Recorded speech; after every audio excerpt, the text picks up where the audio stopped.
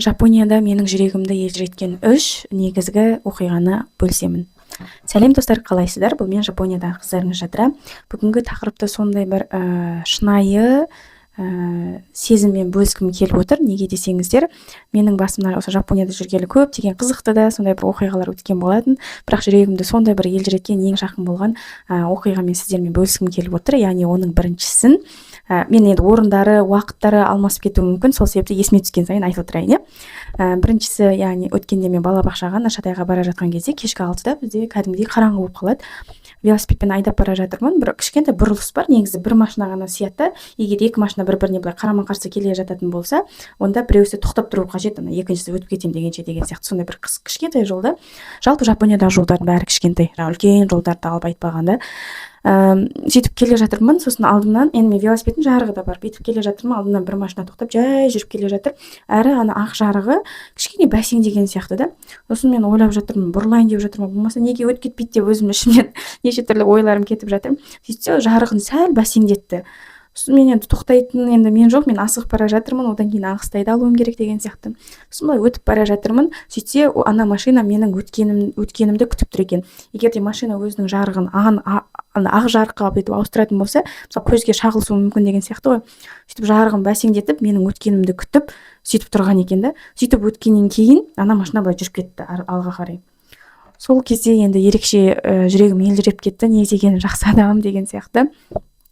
Жалпы сол менің нөмір топ бірінші деп осыны айта аламын. Ең жақында сонда есімде қалғаны осы болатын. Енді екінші жағдаймен бөлісетін болсам, ол Жапонияға алғаш келген уақытта енді мен нақты тамақтарының құрамын білмеймін, жазуды танымаймын деген сияқты жапон жазуын. Тек қана сол шошқа етін, шошқадан жасалған өнімдерді мен жей алмайтындығы білемін. Сөйтіп үлкен супермаркетке барамын, сосын ана тез дайындалатын лапшалар бар ғой, солардың қатарына барып, сөйтіп бір лапша алғым келіп тұрады. Енді бір түріне қарасам бір ет қосылған сияқты, әйтеуір бір тазасы, сыртында әйтеуір еті жоқ, сырты көк бір лапша бар, ішіне 5 талы бар. Соны алып тұрмын, бірақ күдіктеніп тұрмын, мынаның ішінде болып қалса қайтейін, андай деп. Сосын ал тәуекел енді деп бір сатушы, қызметкер адамды шақырып, мынаның ішінде шошқа жоқ па деп бірінші жаңағыдай ағылшынша аудармашыға жазып, оны жапоншаға аударып былай көрсетіп тұрмын. Сосын барып олар деген қазір деп қарап қояды, жоқ сияқты деп айтты да, бірақ бір тағы да бір нақтылап алайын, какуни деп айтады, тағы да бір какуни жасап алайын, нақтылап алайын деп басқа бір қызметшіні шақырып келеді.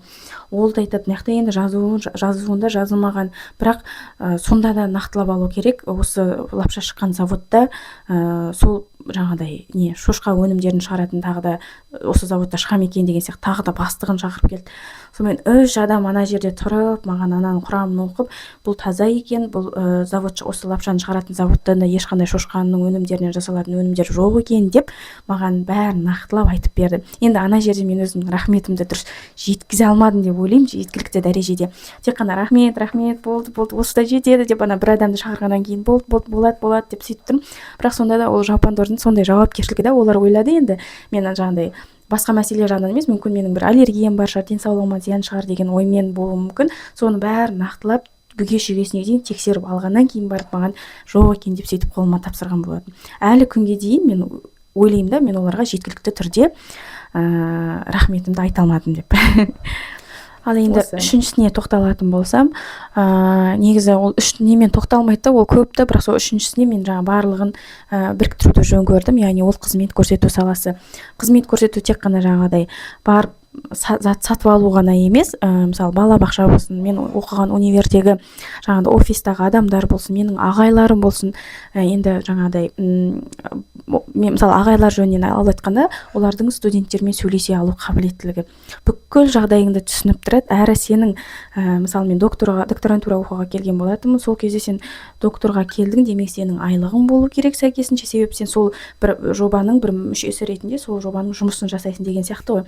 Соның бәрін ескеріп, солай жаңа бүге-шүгесіне дейін бәрін біліп алғандығы енді ерекше да. Мен мысалы бұған дейін ондай не қылмағаннан кейін ба, маған енді ол бір вау деген сияқты нәрсе болды да.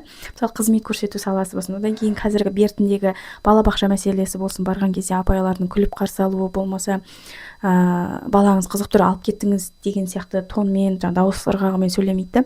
Балаңыз кішкене қызып тұр екен, алып кеткеніңіз дұрыс болатын шығар деген сияқты шешімді мысалы айтып тұрса да, бірақ соңғы шешімді сен өзіңе қалдырады. жауапкершілікті сен өзің сезінесің деген сияқты. Жалпы сондай бір нелері енді ерекше деп айта аламын. Мен бұны жаңа топ үшке мен сыйдыра алмаймын да, сол себепті мен осылай үшіншісін осылай жалпы жинақтап айтуды жөн көрген болатынмын. Сіздер қалай ойлайсыздар? Астына пікір қалдырып кетіңіздер.